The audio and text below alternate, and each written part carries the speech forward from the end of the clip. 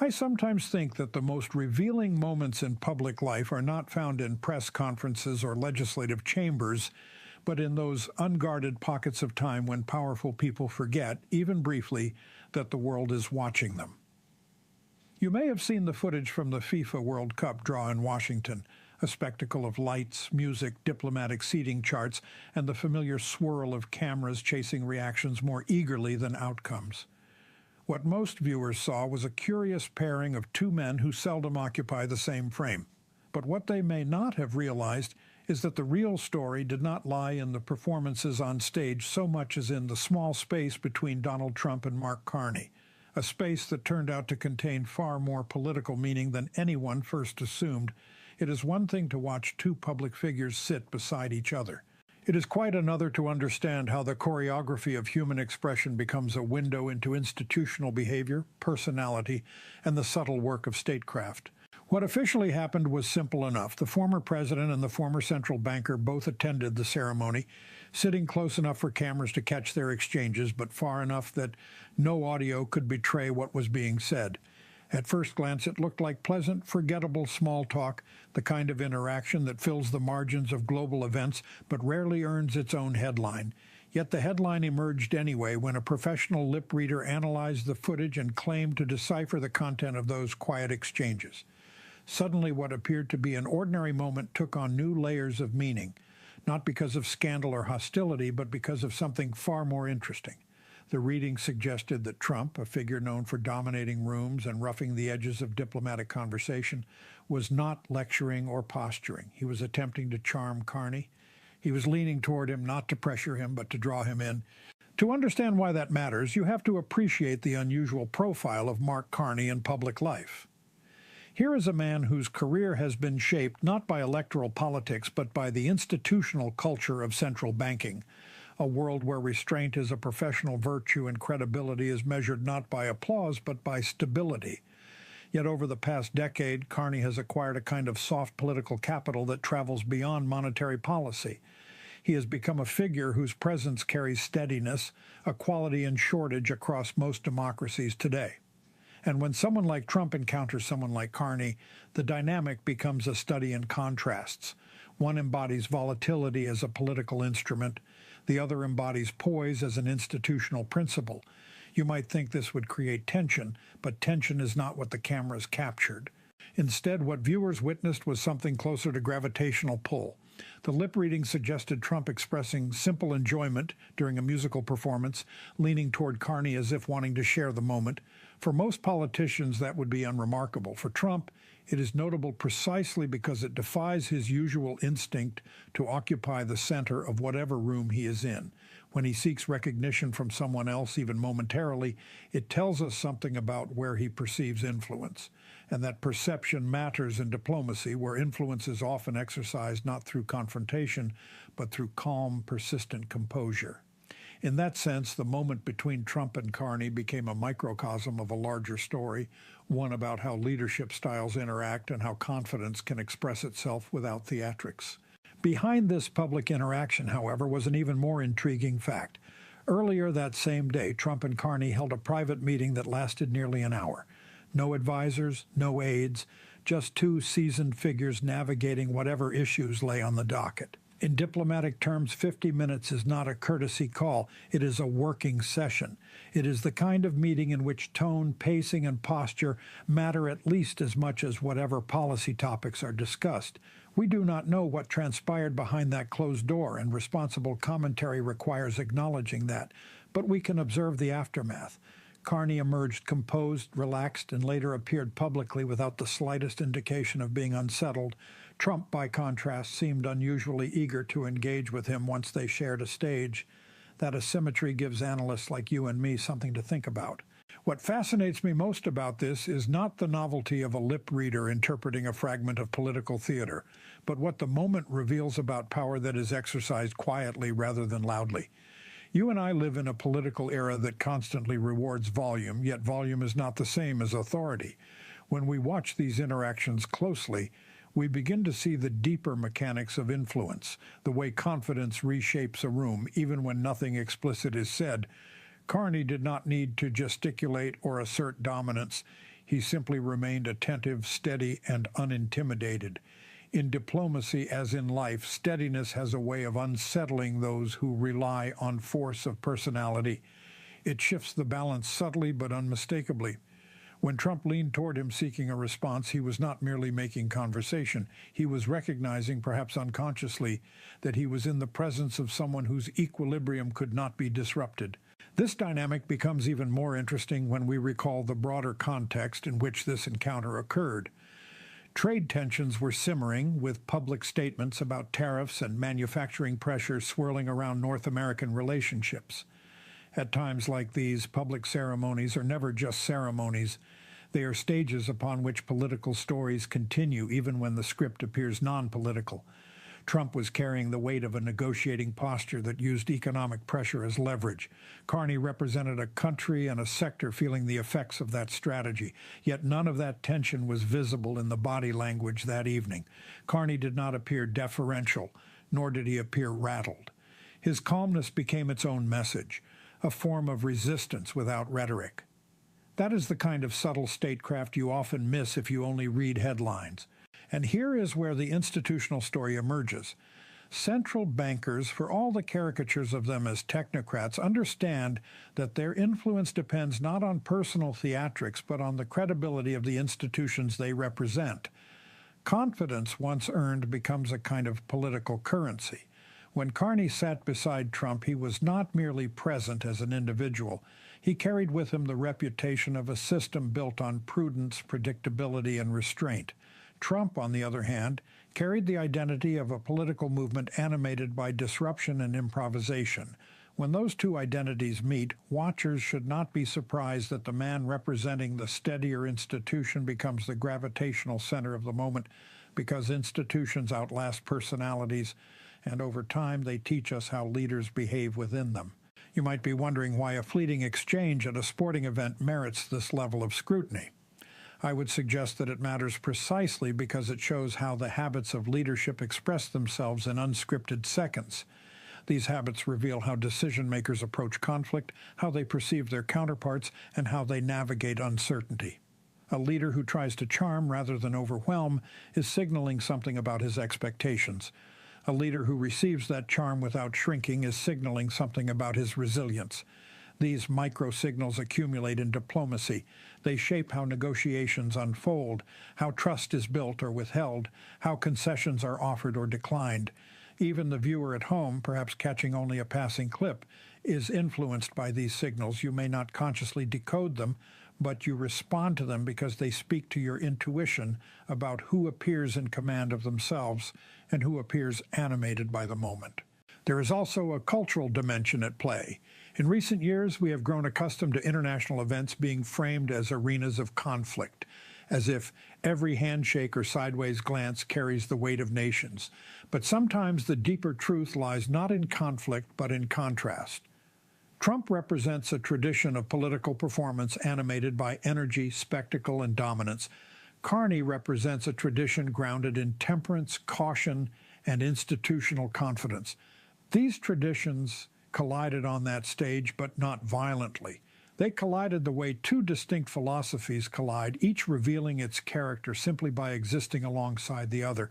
And what viewers saw, even if they did not realize it at the time, was that Carney's philosophy held its ground without theatrics.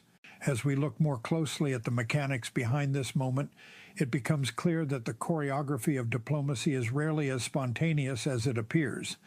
Leaders learn over years, sometimes decades, how to interpret and project subtle cues. They learn when to lean in, when to hold back, when to assert themselves, and when to allow someone else to take the conversational lead. These skills are not ornamental. They form the backbone of how institutions maintain continuity across changing political climates. Carney's approach demonstrates the value of that discipline. He has spent much of his career inside systems where predictability is both an expectation and a safeguard, and that habit of predictability does not vanish simply because the setting changes from a boardroom to a sports arena. When confronted with someone whose style thrives on unpredictability, Carney's steadiness becomes a stabilizing force rather than a vulnerability. Consider also the incentives operating beneath the surface. Trump often seeks to dominate interpersonal dynamics because it allows him to frame negotiations on his terms. If he can disorient or unsettle the person across from him, he increases his leverage. But this strategy falters when it meets someone who cannot easily be rattled. A steady counterpart deprives the strategy of its fuel. That appears to be what happened in Washington. Trump's charm, as interpreted by the lip reader, functioned almost as an improvisation meant to reestablish control in a softer way. When force cannot work, familiarity sometimes can. But even then, Carney's composure did not bend. He met the moment with the same unflustered presence that has become part of his public identity. You may find it interesting that when institutional actors carry themselves with consistency, they often end up setting the pace of interaction even when others believe they are leading it. All of this becomes even more consequential when we place it within the broader geopolitical environment. The United States, Canada, and Mexico were navigating shifting trade expectations, and every small gesture between their leaders had implications for public perception. In tense periods, even a warm moment can become a strategic symbol. Trump may have intended to display confidence, resilience, or camaraderie, but the effect on the viewer depended on who appeared more grounded. And in this instance, Carney's controlled ease created an impression that endured. When viewers perceive someone as unshaken, they often infer that the person possesses deeper insight or preparation, whether or not they know the details. That perception becomes part of the political story, shaping how future meetings are understood long before they occur. It is helpful here to think about how institutions behave when navigating uncertainty. Central banks, regulatory bodies, and international organizations all cultivate cultures of deliberation, because deliberation prevents panic and preserves legitimacy. When individuals who embody that culture step into the political spotlight, they bring that deliberation with them.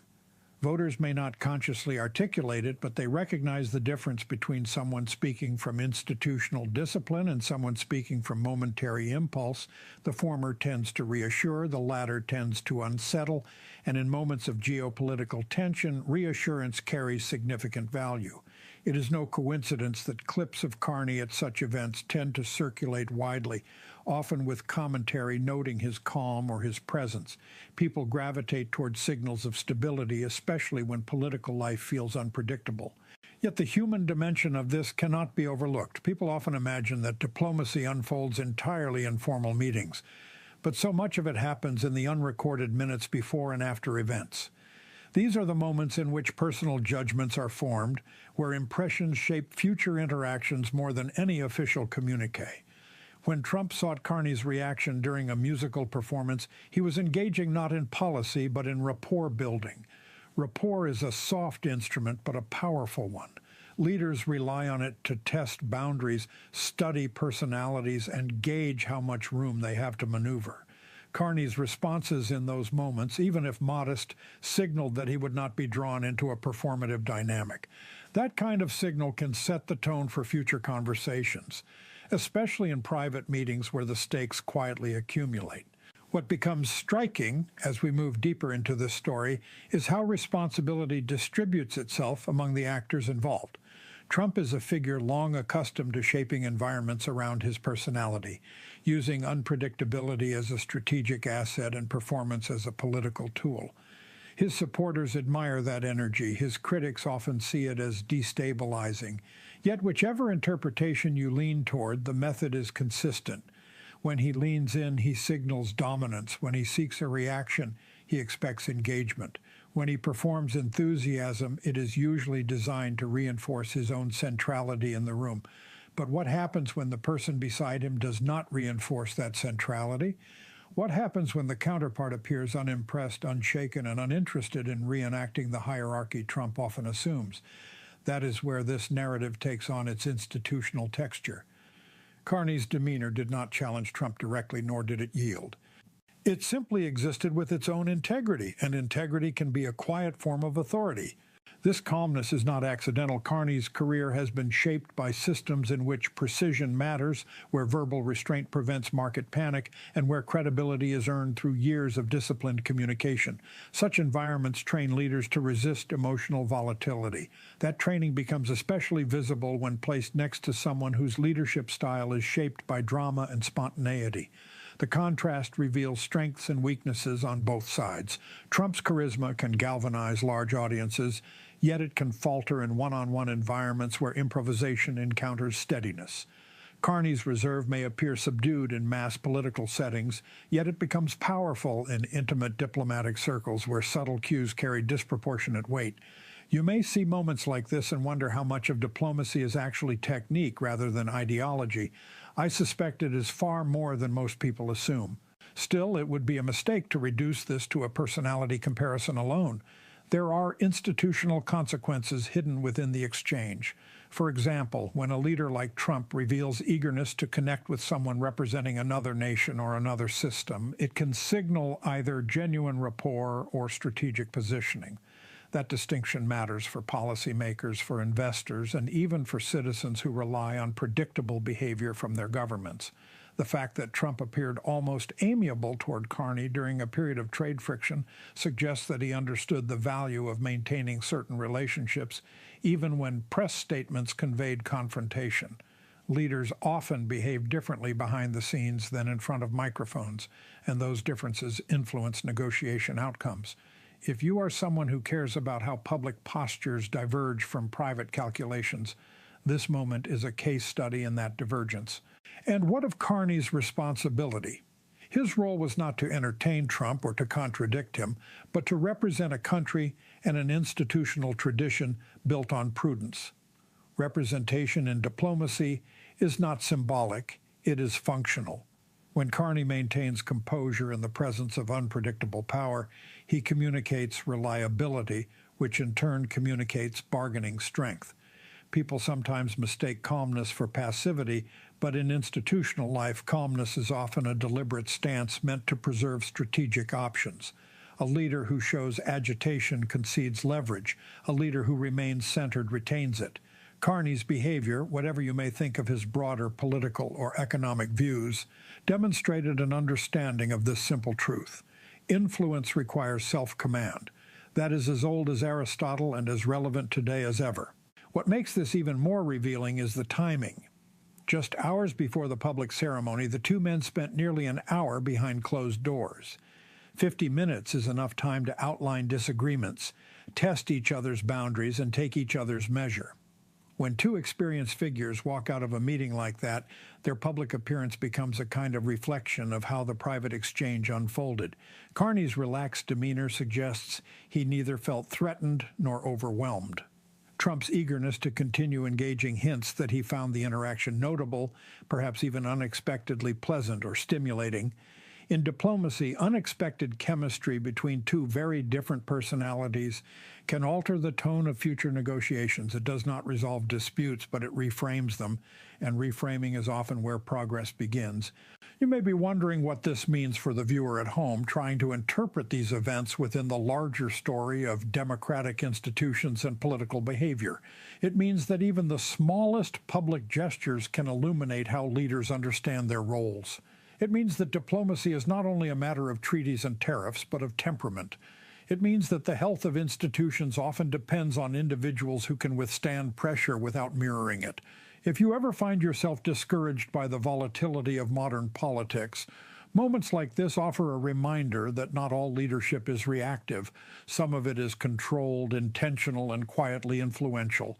As I reflect on all of this, I am reminded that political life often turns on moments most people dismiss as incidental.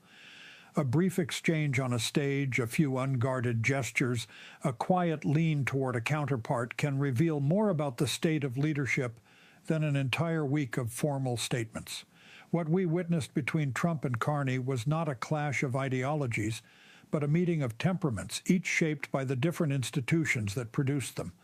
Trump approached the moment with theatrical instinct, reaching for connection as a way to shape the atmosphere around him.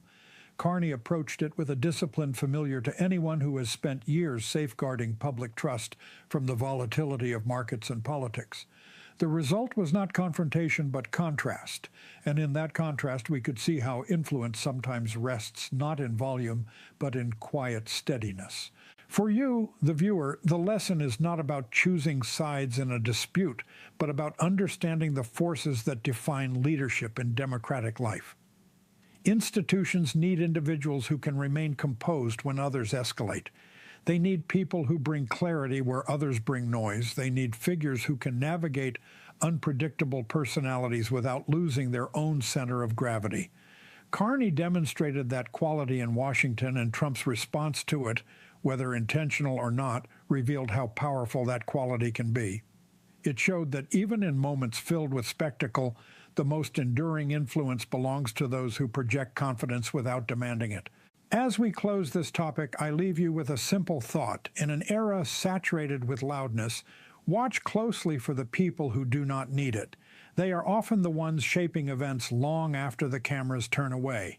And if you find value in conversations that slow down the noise and help you make sense of how politics, institutions, and personality intersect in moments like this, I invite you to stay engaged, share your perspective, and keep exploring these deeper currents with me.